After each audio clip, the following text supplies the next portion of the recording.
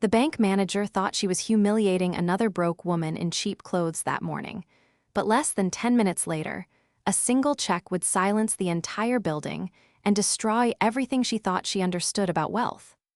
Before we continue, make sure to subscribe to the channel and turn on notifications if you enjoy stories about dignity, justice, and unforgettable moments of truth.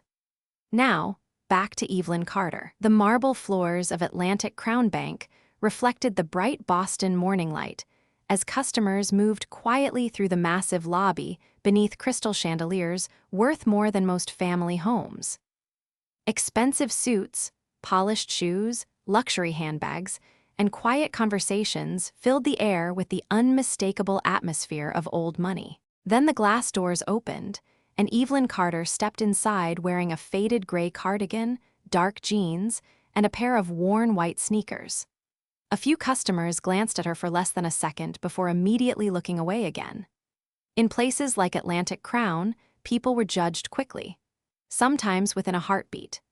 At 38 years old, Evelyn carried herself with calm restraint, the kind that came from years of learning not to explain herself to strangers. Her blonde hair rested loosely over her shoulders, slightly windswept from the cold March air outside. In one hand, she held a plain leather folder. In the other, an old canvas tote bag. Nothing about her appearance suggested wealth, and that was exactly how she preferred it. Across the lobby, Rebecca Hayes noticed her immediately. Rebecca had spent 12 years climbing through the ranks of private banking, mastering every unspoken rule of status and presentation along the way. To her, appearance was everything. Wealth had a look. Power had a uniform, and people who truly belonged inside Atlantic Crown certainly did not walk in dressed like Evelyn Carter. Rebecca adjusted the sleeve of her tailored navy blazer and watched as Evelyn approached the customer service counter with a polite smile.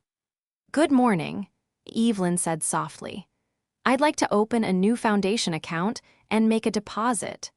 Rebecca's eyes drifted briefly toward the canvas tote bag before returning to Evelyn's face. "Of course," she replied, though the tightness in her smile suggested irritation rather than professionalism.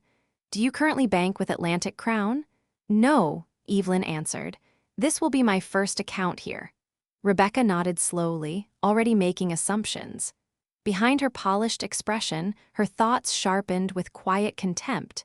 People wandered into places like this all the time, hoping to feel important for 5 minutes. She had seen it before. "And what type of deposit are we discussing today?" Rebecca asked. Evelyn calmly opened the leather folder and slid a single check across the counter. Rebecca glanced down lazily at first. Then her entire expression froze. $10 million. For one brief second, the noise inside the lobby seemed to disappear completely. But instead of shock turning into respect, suspicion immediately darkened Rebecca's face.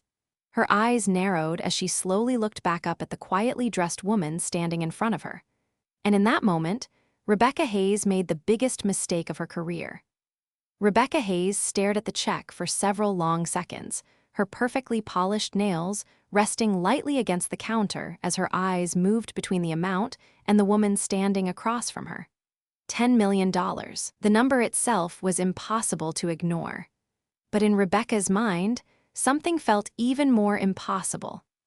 A woman dressed in worn sneakers and a faded cardigan did not casually walk into Atlantic Crown Bank carrying a check larger than most business loans processed that quarter. Around them, the atmosphere in the lobby subtly shifted.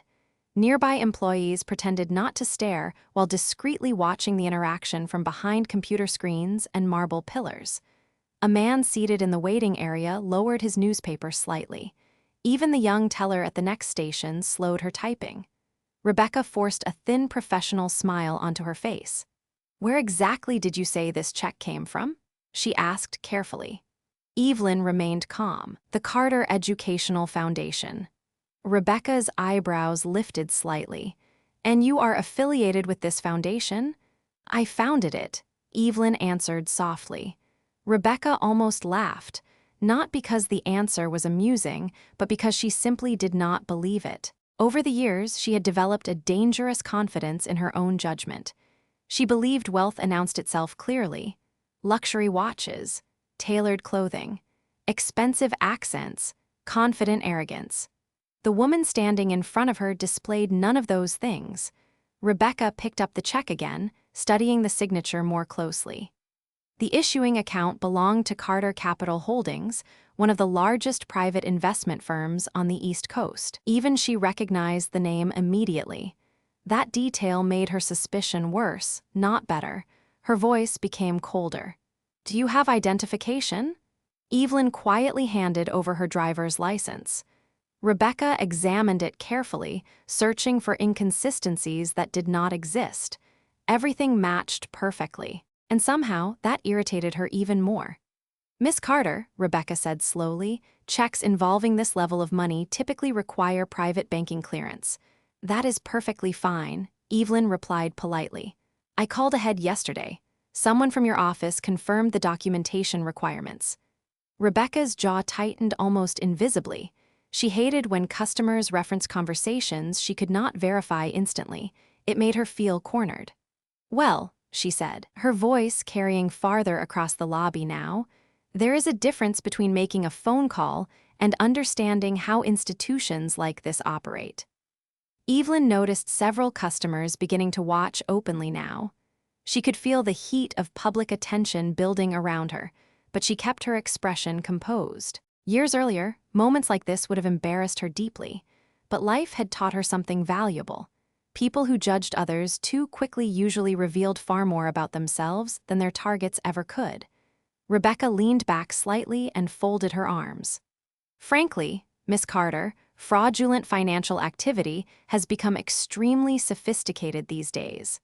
The implication landed exactly the way Rebecca intended.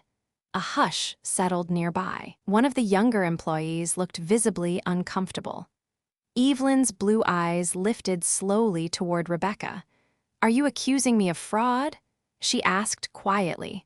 Rebecca immediately softened her tone for appearances, but not her meaning. "I am saying that $10 million checks do not typically arrive in canvas tote bags." A few uncomfortable chuckles emerged from somewhere in the lobby. Rebecca noticed them and gained confidence from the reaction. Humiliation always grew easier once an audience joined in. But Evelyn did not argue. She simply rested her hand lightly against the leather folder and looked at Rebecca with surprising calmness. And somewhere deep inside, Rebecca Hayes began mistaking silence for weakness. Rebecca Hayes had spent years building her reputation inside Atlantic Crown Bank, and in her mind, reputation depended on never appearing uncertain. That was why, even as doubt quietly began creeping into the corners of her thoughts, she doubled down instead of stepping back. She placed the check carefully onto the marble counter, as though it might contaminate the polished surface beneath it. "Miss Carter," she said, her voice carrying clearly through the lobby, "a check of this magnitude requires verification far beyond standard procedure." Evelyn nodded gently. "I understand." The calmness in her response irritated Rebecca more than outrage would have. Most people became defensive under pressure. Most people raised their voices when embarrassed publicly. Evelyn Carter simply stood there quietly, her posture steady, her expression unreadable. It made Rebecca feel strangely off balance. A middle-aged man near the investment offices slowed his pace to watch openly now. Two younger tellers exchanged uneasy glances. Even the security guard near the entrance shifted slightly, sensing tension spreading across the room like static electricity before a storm. Rebecca tapped her manicured nails against the counter. "You claim to be the founder of the Carter Educational Foundation," she said, "yet there is no private banking relationship attached to your name." Evelyn answered softly, "That is because I usually avoid large institutions." Rebecca let out a quiet breath through her nose, almost a laugh. Clearly, the word hung sharply in the air. Another uncomfortable silence followed. Rebecca noticed it and pressed further. "Atlantic Crown handles serious financial clients," she continued. "People with extensive portfolios, corporate relationships, long-standing investment histories." Her eyes drifted slowly over Evelyn's cardigan again. Naturally, we have to protect the integrity of the bank. Evelyn looked at her steadily. And what exactly about me threatens the integrity of your bank? Rebecca was not expecting the question. For half a second, her expression flickered. Then pride took control again. No offense, Miss Carter, but people carrying checks worth $10 million generally do not walk in alone looking like they just finished grocery shopping. A few customers nearby lowered their eyes awkwardly. The younger teller at the adjacent station stopped typing altogether. Rebecca could feel the attention in the room now, and somewhere deep down, she enjoyed it. Public authority had a seductive quality. The power to make someone feel small without ever raising your voice. But Evelyn still refused to react emotionally. Instead, she carefully folded her hands atop the leather folder and spoke with the same quiet composure. You seem very certain about what wealthy people are supposed to look like. Rebecca crossed her arms. Experience teaches patterns. Evelyn's blue eyes remained calm. Experience can also create blind spots. The sentence landed harder than Rebecca expected. Her jaw tightened immediately. She sensed the subtle shift in the room. Several people watching now seemed less entertained and more uncomfortable. That bothered her. She needed control back. Perhaps, Rebecca said coolly, we should involve our fraud department before proceeding any further. The words caused a visible ripple through the lobby. Fraud department. Even whispering the phrase inside a bank instantly changed the atmosphere. Evelyn finally blinked slowly, the first sign that the situation had genuinely disappointed her. Not anger. Disappointment. You are escalating this very quickly, she said quietly. Rebecca leaned forward slightly. And you arrived here carrying $10 million in a canvas bag. The room went silent again. Somewhere behind them, the soft sound of dress shoes echoed across the marble floors from the far end of the lobby. But Rebecca Hayes was too focused on humiliating Evelyn Carter to notice who had just walked into Atlantic Crown Bank. The sound of polished dress shoes against marble floors grew louder with slow, measured confidence as Daniel Carter crossed the lobby toward the customer service counter. Several employees noticed him immediately. One investment advisor straightened his posture at once. A senior account manager nearly dropped the folder she was holding. Even the security guard near the entrance subtly adjusted his jacket as recognition spread quietly through the building. Daniel Carter was not simply wealthy. He was the kind of man whose name appeared in financial magazines, charity galas, and private investment circles all across the East Coast. But unlike most men in his position, Daniel carried his success with almost unsettling calmness. No raised voice, no dramatic entrance, just quiet authority. Rebecca Hayes finally turned when she sensed the sudden shift in atmosphere around her. The moment her eyes landed on Daniel's tailored charcoal overcoat and unmistakable silver watch, her expression changed instantly.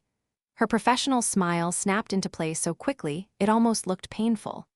"Good morning, sir," she said smoothly. "How may I assist you today?" Daniel did not answer immediately. His eyes moved first to Evelyn standing quietly beside the counter, then to the $10 million check lying in front of Rebecca, then finally to Rebecca herself. "I believe my wife was already being assisted," he said calmly. The room seemed to freeze around the word wife. Rebecca blinked once. "Your wife?" Daniel stepped beside Evelyn, resting one hand gently against her shoulder. The gesture itself was simple, but it carried years of quiet loyalty and mutual respect behind it. "Yes," he said evenly. "Evelyn Carter." Rebecca's mouth opened slightly before closing again. Somewhere behind her, one of the younger tellers visibly lost color in her face. Another employee slowly turned toward a coworker and whispered something under his breath. Daniel Carter. Carter Capital Holdings. Carter Educational Foundation. The pieces connected almost violently inside Rebecca's mind, but pride still refused to let go completely. "I see," she said carefully, trying to recover control. "There appears to have been some confusion regarding verification procedures." Daniel glanced briefly at the check. "Verification procedures?" he repeated quietly. Rebecca forced a small laugh that sounded brittle even to herself. Well, naturally, a transaction involving this amount requires additional scrutiny. Daniel's eyes lifted back to her face. Calm, steady, dangerous precisely because he never raised his voice. Additional scrutiny because of the amount, he asked softly, or because of my wife's clothing? A hush fell across the lobby so suddenly that even the sound of keyboards stopped.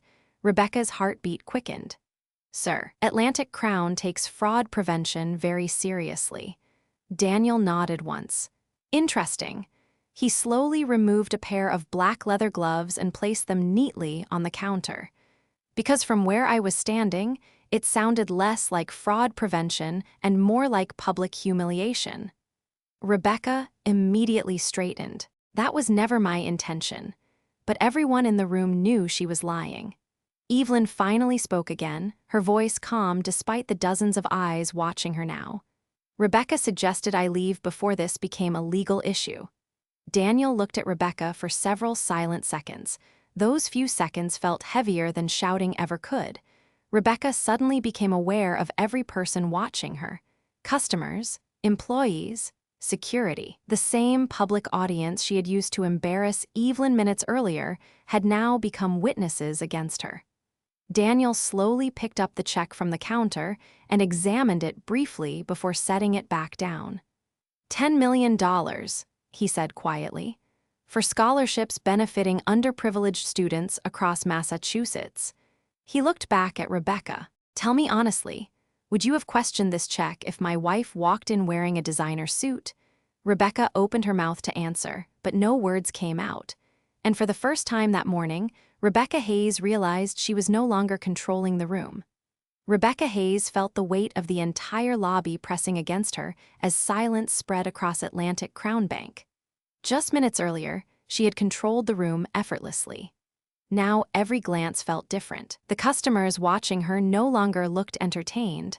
They looked uncomfortable. Some even looked disappointed. And that shift terrified her more than anger would have. Rebecca straightened the sleeve of her navy blazer with slightly trembling fingers. Mr. Carter, she began carefully, I assure you there has simply been a misunderstanding. Daniel Carter looked at her without expression. A misunderstanding usually happens once, he said quietly. This felt deliberate. The words landed with surgical precision. Rebecca forced herself to maintain eye contact, though her confidence was beginning to crack beneath the surface. She had spent years building an image of flawless professionalism, but arrogance had blinded her to something dangerous. She had mistaken social status for intelligence. And now, the entire room was watching the consequences unfold in real time. Evelyn remained calm beside her husband, though deep down, disappointment lingered heavily in her chest. It was never really about the money. She had seen this kind of judgment her entire adult life. Restaurants, hotels, charity events, airports. The moment people saw simplicity, they assumed weakness. The moment they saw modesty, they assumed insignificance. But what hurt most was never the insult itself. It was how quickly people abandoned basic human respect the second they believed someone lacked power. Rebecca cleared her throat softly. Perhaps we should continue this conversation privately in one of our executive offices. Daniel glanced around the lobby. Interesting, he said evenly. A few minutes ago, public treatment did not seem to concern anyone. Another hush fell across the marble floors. A senior banking associate standing near the elevators quietly lowered her eyes. Even Rebecca's own employees could no longer hide their discomfort. The humiliation Rebecca intended for Evelyn had reversed completely. But Daniel Carter was not interested in revenge. That was what made the moment even harder for Rebecca to survive. Calm people forced others to confront themselves. Angry people created noise. Calm people created mirrors. Daniel gently adjusted the cuff of his charcoal coat before speaking again. Do you know why my wife dresses this way? Rebecca stayed silent. Because she spends almost every day visiting schools, community centers, and scholarship programs across Massachusetts, Daniel continued. She sits with children whose families cannot afford lunch accounts. She funds libraries in districts most investors would never even drive through. His voice never rose once. And somehow, after all of that, she still walks into places like this and gets treated like she does not belong. Evelyn lowered her eyes briefly, not from shame, from exhaustion. The younger teller beside the neighboring station suddenly spoke quietly before she could stop herself. I recognized the foundation name earlier. Everyone turned toward her. The young woman swallowed nervously. My younger brother received one of the Carter scholarships last year. The room became completely still. That scholarship paid for his medical program, she added softly. Without it, he would not be in college right now. Rebecca's stomach dropped. She suddenly became aware of how small she looked standing behind that polished counter. The expensive blazer, the perfect makeup, the rehearsed professionalism. None of it mattered anymore, because Dignity had just entered the room wearing worn white sneakers and a faded gray cardigan. Daniel picked up the check slowly and slid it back toward Rebecca one final time. "My wife came here to help people," he said quietly, "and you treated her like a criminal because she did not look rich enough for your lobby." Rebecca opened her mouth again, desperate to recover some fragment of authority, but nothing came out. Because for the first time in years, Rebecca Hayes understood something terrifying. The people watching her now saw exactly who she really was. The silence inside Atlantic Crown Bank no longer felt uncomfortable. It felt exposing. Rebecca Hayes stood frozen behind the polished marble counter as years of carefully crafted confidence slipped away piece by piece beneath the weight of public realization. The people around her were no longer looking at Evelyn Carter with suspicion. They were looking at Rebecca with disappointment. And somewhere deep inside, Rebecca understood something she had spent her entire career avoiding. Respect built on status could disappear in seconds. Daniel Carter glanced briefly around the lobby before speaking again. "My wife almost never tells people who she is," he said calmly. "Do you know why?" No one answered. "Because she believes kindness should not require credentials." The words settled heavily across the room. Evelyn remained quiet beside him, though the exhaustion behind her eyes had become harder to hide. Moments like this drained her more than anyone realized. Not because she cared about luxury or approval, but because public humiliation always carried the same bitter message underneath it. You do not belong here. Rebecca finally attempted to regain control of the situation. Miss Carter, I would like to sincerely apologize if my concerns came across improperly."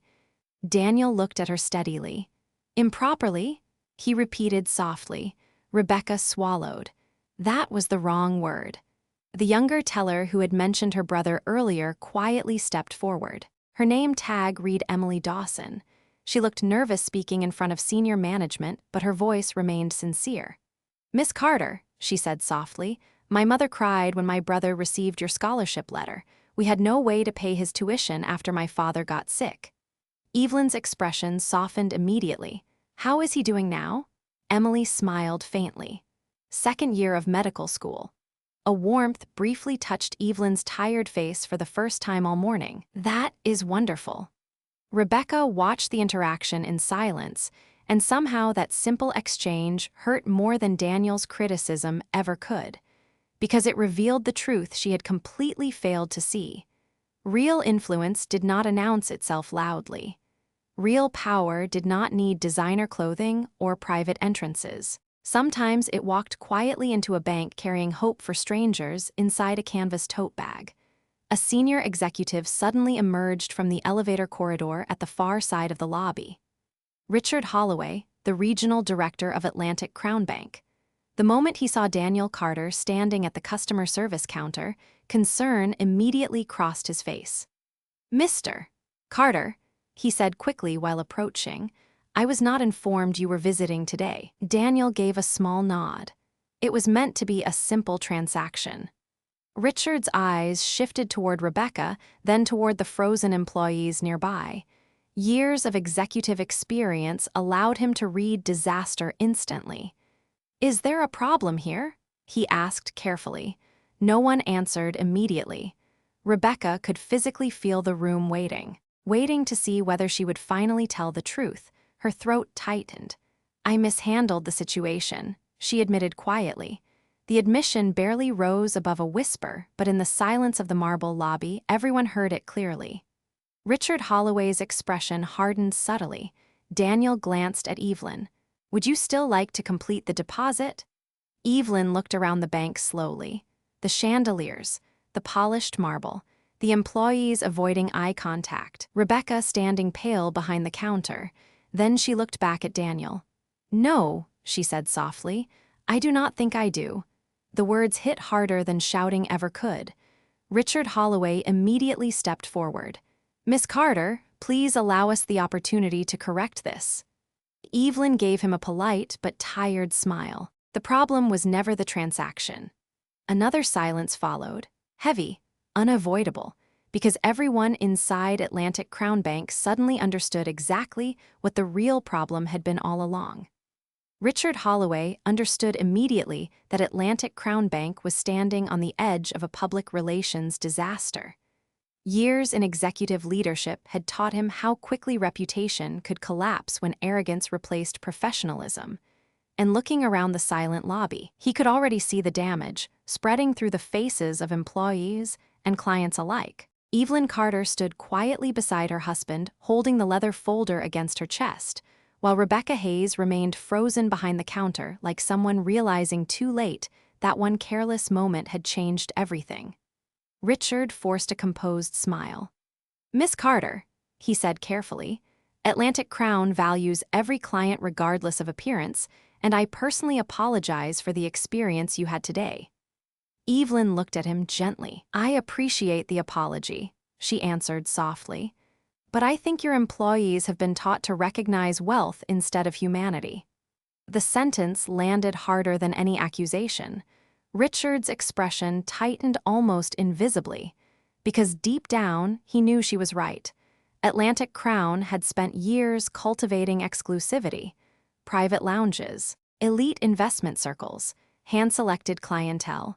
The entire culture of the institution quietly rewarded judgment based on appearance and status, even if no one admitted it openly. Rebecca suddenly spoke again, desperation beginning to crack through her polished composure. "Miss Carter, I truly did not mean to offend you." Evelyn turned toward her slowly. "That is the problem," she replied quietly. "You did not even realize you were doing it." Another silence swept through the lobby. Rebecca lowered her eyes for the first time that morning. Daniel Carter glanced toward the massive windows overlooking downtown Boston before speaking calmly. "Do you know what my wife did before coming here today?" No one answered. She spent 2 hours at a public elementary school delivering winter coats to children whose families could not afford them. Daniel looked back at Rebecca. "And after that, she walked into this bank and was treated like she did not belong because her clothes were too simple for your lobby." Rebecca felt her throat tighten painfully. Every sentence peeled away another layer of the image she had built around herself. Around them, the atmosphere inside Atlantic Crown had completely changed. Customers who earlier watched with curiosity now looked disturbed. One elderly man quietly shook his head before returning to his seat. A woman near the investment offices folded her arms with visible disapproval. Even employees who once admired Rebecca's sharp professionalism now avoided looking directly at her, because for the first time, they saw the cruelty hidden underneath her polished confidence. Emily Dawson stood quietly near her teller station, watching Evelyn with admiration that bordered on disbelief. She had imagined wealthy philanthropists as distant people hidden behind security teams and private offices. Yet the woman who paid for her brother's education stood in front of her wearing faded sneakers and speaking more kindly than anyone else in the room. Richard Holloway adjusted his tie carefully. "Miss Carter, perhaps there is still an opportunity for us to earn back your trust." Evelyn looked at him for a long moment. "Trust is difficult," she said softly, "because once someone shows you how they see people, it is hard to unsee it." The marble lobby fell silent again. Rebecca's eyes glistened faintly now, though whether from humiliation, regret, or fear of consequences, even she no longer knew. Daniel gently rested his hand against Evelyn's back. "We should go," he said quietly. Richard immediately stepped forward. "Please, at least allow us to complete the scholarship transfer. Those students should not suffer because of this mistake." Evelyn paused at the words. For the first time that morning, uncertainty crossed her face. Because despite everything that had happened, the children depending on that money still mattered more to her than pride. Rebecca noticed the hesitation immediately, and in that moment, she finally realized the devastating difference between herself and the woman she had humiliated. Rebecca cared about appearances. Evelyn Carter cared about people. Evelyn Carter stood quietly in the center of Atlantic Crown Bank while the weight of the entire morning settled around her like heavy fog. The marble floors, the towering windows, the expensive suits moving carefully through the lobby no longer felt impressive. They felt hollow, because once dignity disappeared from a room, luxury suddenly looked very small. Daniel watched his wife carefully. He knew that expression on her face. Evelyn was not thinking about herself anymore. She was thinking about the scholarship students waiting for that funding, children whose futures depended on adults acting responsibly. That was who she had always been. Even now, after being humiliated publicly, she was still considering other people first. Richard Holloway sensed it too. "Miss Carter," he said carefully, "if you allow us to process the transfer today, I personally guarantee your foundation will receive our highest level of service moving forward." Evelyn looked at him for several seconds before answering. "That is kind," she said softly, "but kindness after humiliation feels very different than kindness before it." The sentence silenced the room again. Rebecca Hayes stood motionless behind the counter, her hands clasped tightly together now. The sharp confidence she carried earlier had completely vanished. In its place stood something unfamiliar. Shame, real shame, not because she had been caught embarrassing someone wealthy, but because she finally understood that she would have treated Evelyn differently if she had looked richer from the beginning, and that realization was unbearable. Emily Dawson quietly approached the counter holding a small stack of account paperwork with nervous hands. "Miss Carter," she said gently, "if you still want to complete the foundation account, I would be honored to help you personally." Evelyn turned toward the young teller. The sincerity in Emily's voice stood in complete contrast to everything else that had happened inside the bank that morning. Daniel noticed the subtle change in Evelyn's expression immediately. Compassion had always reached her faster than pride ever could. Richard Holloway quickly nodded. "Emily is one of our best associates." Rebecca lowered her eyes slightly at the statement. Earlier that year, she had recommended against promoting Emily because she believed the young teller lacked the polished image required for high-end clients. Suddenly, that decision felt painfully ironic. Evelyn glanced at Daniel quietly. He gave her a small nod. Whatever decision she made, he would support it. That was something the world often misunderstood about powerful men like Daniel Carter. People assumed influence came from control, but real respect came from partnership. Evelyn slowly stepped back toward the counter. "The students should not lose opportunities because of one person's mistake," she said softly. Relief visibly crossed Richard Holloway's face, but Evelyn was not finished. She looked directly at Rebecca. "However, I do hope this morning changes something here." Rebecca swallowed hard. "It already has." The answer came barely above a whisper. For the first time all morning, Rebecca's voice contained no arrogance, no rehearsed professionalism, just honesty. Daniel placed the check gently back onto the marble counter. Emily accepted it carefully, almost reverently, understanding the weight behind it now. Not just the money, the purpose, the sacrifice, the trust. Around the lobby, employees slowly returned to work, though the atmosphere had changed permanently. Conversations became quieter, movements slower, thoughtful, because everyone inside Atlantic Crown Bank had just witnessed something far bigger than a financial transaction. They had witnessed the cost of judging human worth by appearances. Rebecca looked at Evelyn one final time. I truly am sorry. Evelyn studied her calmly before answering. Then learn from it. No anger, no cruelty. Somehow that made the words hit even harder. The room fell silent once more as Emily began processing the scholarship account. And standing beneath the glittering chandeliers of Atlantic Crown Bank, Rebecca Hayes finally understood a truth wealth could never buy. The people who deserve respect the most are often the ones who ask for it the least. By late afternoon, the story of what happened inside Atlantic Crown Bank had already spread quietly through executive offices across Boston. Not because anyone leaked confidential information, but because moments like that had a way of traveling on their own. Employees talked in whispers during lunch breaks. Investment advisors exchanged uneasy glances in elevators.